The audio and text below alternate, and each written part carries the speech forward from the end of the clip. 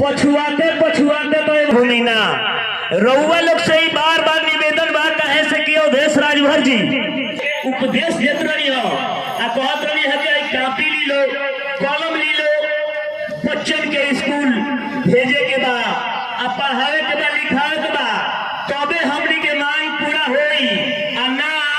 तो हमनी के बच्चा बार बार बंद रही आ कि एकजुट हो जाई एकजुट होके अपन समर्थन राजभर अवधेश जी के सहमति कोनो दुख सुख में समाज से भी डॉक्टर अवधेश कुमार के याद करिया ई राउर दुलार हो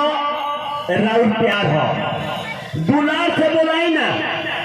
महतारी के अगर बेटा दुलार से एक बार कह दी कि बबुआ आवा तो एको मिनट ना लगी तो समाज से प्रणाम करतनी आ नमस्ते करतनी आ गोर लागतनी जो त्रुटि होई एकरा के क्षमा कर देबो। जय श्री हरदेव जय श्री हरदेव। बहुत बहुत धन्यवाद। अब डॉक्टर राम राघव जी से आग्रह करते हैं कि आए और अपना विचार में समय का भी ध्यान रखा है। यह मंच वक्ताओं से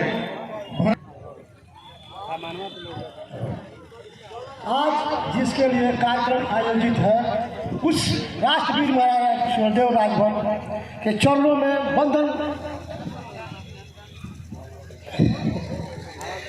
करते हुए